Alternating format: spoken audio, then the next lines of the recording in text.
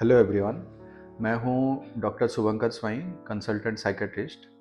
आज एक बहुत ही कॉमन टॉपिक है, बहुत लोग इससे परेशान होते हैं। इस टॉपिक के बारे में बात करेंगे, वो है हेडेक या सर दर्द। सर दर्द कभी ना कभी सबको होता है, सर दर्द से हर कोई परेशान है। बहुत लोग बहुत सालों से भी परेशान रहते हैं सर दर्द के परेशानी से।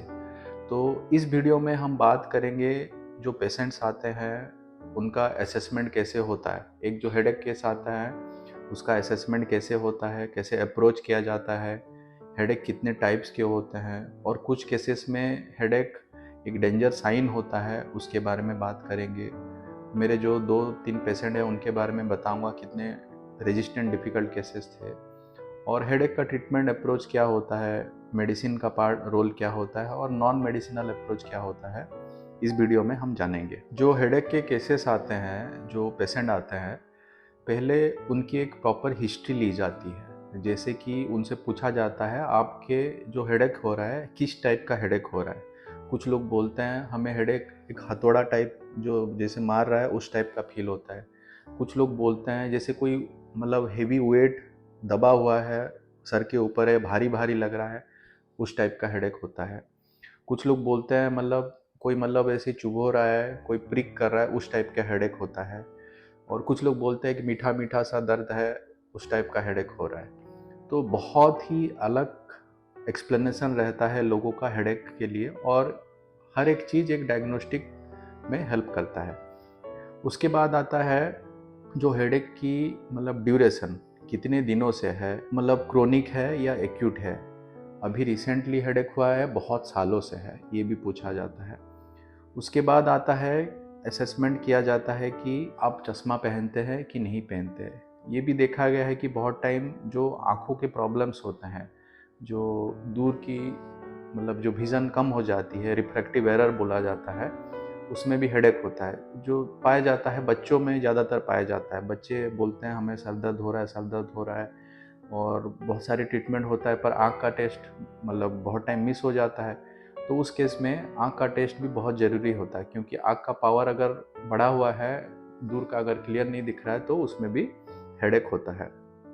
तो ये सब हिस्ट्री लेने के बाद और भी कुछ मतलब कॉमन जो बीमारियां हैं उसके हिस्ट्री ली जाती है। जैसे कि आपका हाइपरटेंशन है कि नहीं, बीपी की गोली खाते हैं कि नहीं आप, शुगर की गोली जो अगर परेशानी है, डायबिटीज़ का गोली खाते हैं कि नहीं, उसके अलावा बाकी प्रॉब्लम्स जैसे कि थायराइड की परेशानी है कि नहीं। तो ऐसे कुछ जो बेसिक्स हिस्ट्री है पहले ली जाती है। ये जो हेडेक्स होते हैं प्राइमरीली दो टाइप के माने जाते हैं। एक होते हैं प्राइमरी हेडेक्स और दूसरे होते हैं सेकेंडरी हेडेक्स। जो प्राइमरी हेडेक्स और कुछ टाइप्स के होते हैं, जैसे कि सबसे कॉमन पाया जाता है टेंशन टाइप हेडेक। बहुत लोग मतलब हमें बोलते हैं कि सर हमारा हेडेक है, हमें माइग्रेन है। बहुत लोग हेडेक और माइग्रेन को इक्वेट कर देते हैं, समझते हैं कि एक ही है, पर ऐसा नहीं है। माइग्रेन से भी कॉमन टाइप का हेडेक होता है tension type headache. Tension type headache में जो दर्द होता है वो माइग्रेन से अलग रहता है। जैसे कि माइग्रेन में एक सीवियर थ्रॉबिंग टाइप का पेन होता है, और टेंशन टाइप हेडेक में एक जो पेन होता है जैसे कि कोई बैंड लगा हुआ है, कुछ प्रेशर लग रहा है, उस टाइप का पेन होता है। और माइग्रेन में ये देखा गया है कि और भी बहुत सारे एसोसिएटेड सिम्टम्स होते हैं, जैसे कि लोगों को उल्टी उल्टी लगता है, नोजिया होता है, या वॉमिटिंग हो जाता है, उल्टी होता है। उसके बाद माइग्रेन में इंसान कुछ काम घर का नहीं कर पाता जब सर दर्द होता है। उसे लगता है कि मतलब वो बस बेड में या सोफ़ा में बैठे रहे, सर अगर हिलाएगा तो माइग्रेन में पेन बढ़ जाता है। उसके बाद फोटोफोबिया होता है, फोनोफोबिया होता है, मतलब छोटी-छोटी आवाज़ भी इंसान को इरिटेट करती है। थोड़ा बहुत कुछ साउंड भी आ गया तो इंसान का सर दर्द बढ़ जाता है। लाइट से भी परेशानी होती है, लाइट अगर ज़्यादा हो रहा है तो भी हेडेक माइग्रेन का बढ़ जाता है। और एक ऑरा भी होता है माइग्रेन में, जैसे कि इंसान को एक अलग टाइप का फील होता है, एपिगैस्ट्रिक होता है, कुछ केसेस में पेट अजीब सा लगता है माइग्रेन हेडेक होने से पहले, और कुछ केसेस में कुछ विजुअली दिखाई देता है, मतलब अजीब से लाइट्स दिखाई देते हैं माइग्रेन हेडेक आने से पहले। ये सब कुछ जो क्लासिकल फीचर्स माइग्रेन में पाए जाते हैं, जबकि टेंशन टाइप हेडेक में ये सब फीचर्स नहीं पाए जाते। टेंशन टाइप हेडेक जो होता है थोड़ा डल एकिंग टाइप का होता है, और उसी बीच इंसान का एक जो मीठा मीठा सा जो सर दर्द बोलते हैं लोग वो रहता है, पर इंसान का जो डे टू डे फंक्शनिंग इतना इम्पेयरमेंट नहीं होता कंपेयर टू माइग्रेन। माइग्रेन में इंसान ज़्यादातर कुछ कर नहीं पाते, ऑफिस का काम नहीं कर पाएंगे, घर में तो घर का काम नहीं कर पाएंगे, मोस्टली बेड रिडन हो जाता है या कुछ नहीं कर पाते। पर टेंशन टाइप हेडेक में इंसान का जो रूटीन लाइफ इतना अफेक्टेड नहीं होता है। तो ये एक मतलब जो माइग्रेन है या टेंशन टाइप हेडेक है, दो कॉमन प्राइमरी हेडेक के मतलब टाइप्स होते हैं। और एक टाइप का हेडेक होता है जिसे बोला जाता है cluster type headaches. Cluster type headaches होते हैं, क्लस्टर में आते हैं, इसीलिए उसे क्लस्टर हेडेक बोला जाता है। क्लस्टर मतलब होता है कि 2 वीक्स 4 वीक्स तक हेडेक्स रहेंगे, क्लस्टर में आएंगे, उसके बाद से गायब हो जाएंगे, फिर से कुछ महीने के लिए हेडेक्स आएंगे, फिर से गायब हो जाता है। तो इसका जो कैरेक्टरिस्टिक फीचर होता है, इंसान के आँख में, आँख के साइड या हेड के एक साइड में एक बहुत सीवियर पियर्सिंग टाइप का, एक जलन टाइप का सरदर्द होता है। ये सब क्लस्टर हेडेक के फीचर्स होते हैं। उसके अलावा और एक हेडेक होता है जिसे बोला जाता है रीबाउंड हेडेक। रीबाउंड हेडेक्स क्या होते हैं? जो लोग सरदर्द के लिए, हेडेक के लिए बहुत फ्रीक्वेंटली पेन किलर मेडिसिन लेते हैं, उनको एक आदत हो जाती है पेन किलर मेडिसिन की, बहुत रेगुलर यूज़ करते हैं। जब वो लोग मेडिसिन बंद करते हैं, पेन किलर मेडिसिन लेना जब बंद करते हैं, तो उनका हेडेक होता है, उसे रीबाउंड हेडेक बोला जाता है। और एक टाइप का प्राइमरी हेडेक होता है साइनस हेडेक। साइनस हेडेक जो साइनोसाइटिस प्रॉब्लम होते हैं उसमें पाए जाते हैं, जैसे कि मतलब यहाँ पे दर्द होगा, यहाँ पे दर्द होगा, इस एरिया में, और सर का दर्द भी रहता है। ये साइनस हेडेक के क्लासिकल फीचर्स रहते हैं। ये जो मैंने बोला अभी कि मतलब टेंशन टाइप हेडेक सबसे कॉमन टाइप का हेडेक होता है, उसके बाद आता है माइग्रेन है, साइनस हेडेक है, क्लस्टर हेडेक्स है, रिबाउंड हेडेक्स है, ये सब प्राइमरी हेडेक के कैटेगरी में आते हैं। और कुछ हेडेक्स होते हैं जो कि सेकेंडरी हेडेक्स बोला जाता है। सेकेंडरी हेडेक्स में कुछ अंडरलाइंग कॉज होता है, जैसे कि अगर ब्रेन में ट्यूमर है तो हेडेक हो सकता है, अगर ब्रेन की इंजरी हो गई है तो हेडेक हो सकता है। और कुछ केसेस हैं जैसे कि मतलब ब्रेन का कुछ हेमरेज हो गया, इंटरनल हेमरेज हो गया, सब अरेकनॉइड हेमरेज हो गया, तो इसमें बहुत ज़्यादा सीवियर हेडेक होता है।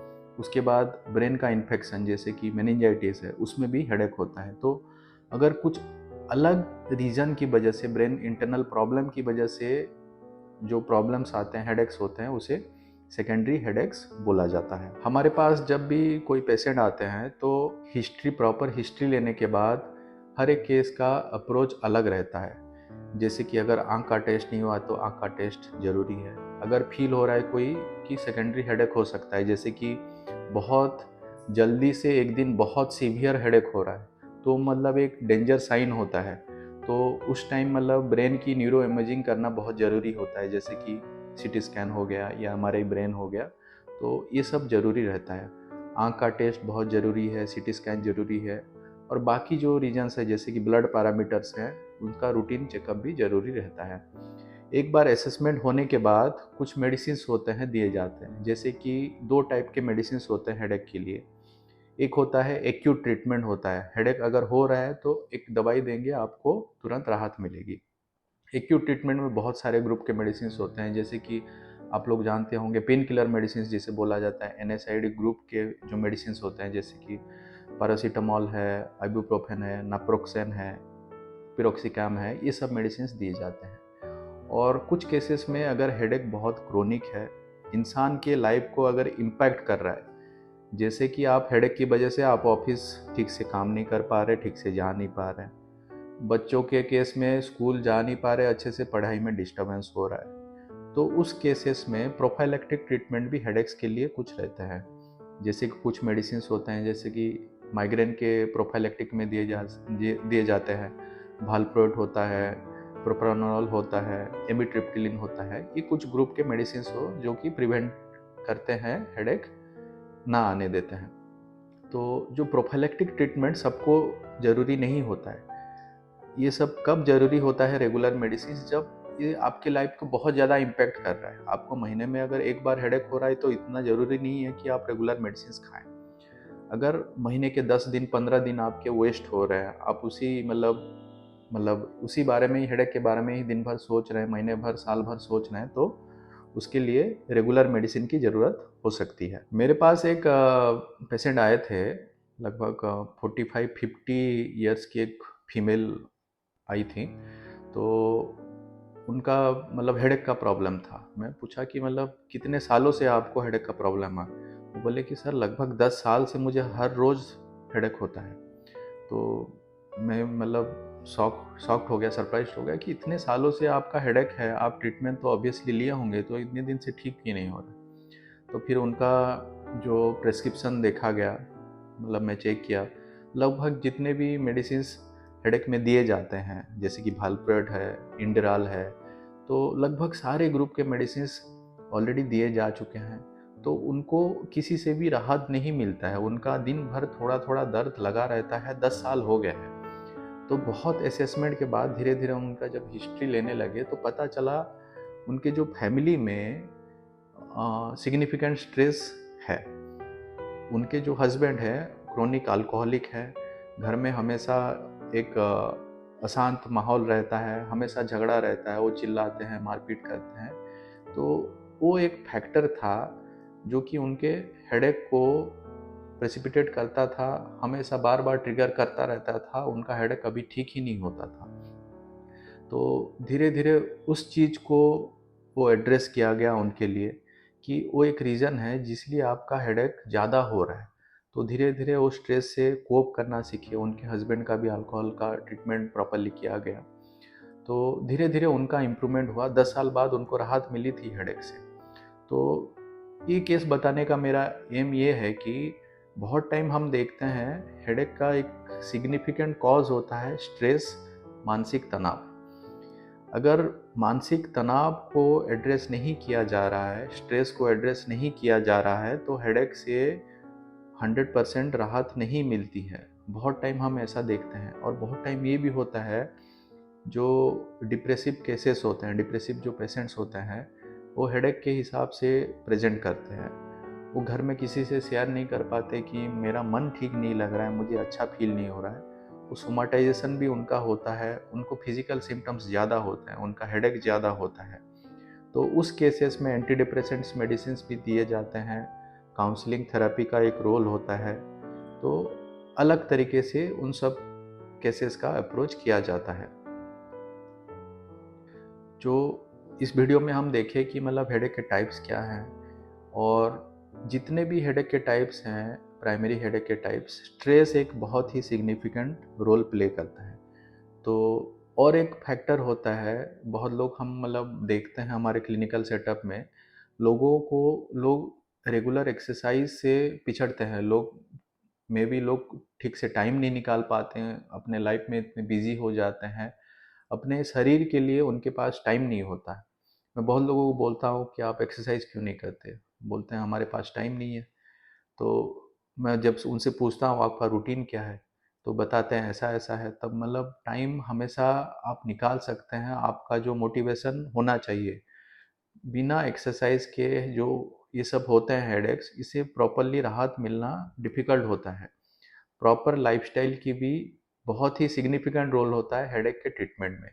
मेडिसिन के अलावा आपको रेगुलर फिजिकल एक्सरसाइज ज़रूरी है। उसके अलावा आपका डाइट प्रॉपर होना चाहिए, फास्ट फूड आपको कम खाना है, शुगरी डाइट जो होता है उसको कम लेना है, डाइट में प्रोटीन की मात्रा ठीक रहनी चाहिए। उसके अलावा स्लीप की क्वालिटी, अगर आप प्रॉपरली दिन में 7-8 घंटा नहीं सो रहे हैं तो हेडेक ज़्यादा होगा आपका। अगर आप ठीक टाइम पे नहीं सो रहे हैं, आप फ़ोन ज़्यादा रात तक देख रहे हैं, तो आपको ब्रेन को रिलैक्सेशन नहीं मिलेगी, आपका स्ट्रेस बढ़ेगा, आपको हेडेक होगा। तो मेडिसिन के साथ आप लाइफस्टाइल जितना जल्दी चेंज करेंगे, आपका मेडिसिन भी धीरे धीरे टैपर करके कम किया जाता है, फ्यूचर में बंद भी किया जाता है। तो इस वीडियो को आप ज़रूर अपने फ्रेंड्स के साथ शेयर करें या फैमिली के साथ शेयर करें जिनका रेगुलर हेडेक हो रहा है, और उनको अच्छे लाइफस्टाइल फॉलो करने के लिए एडवाइस करें, मोटिवेट करें। Thank you.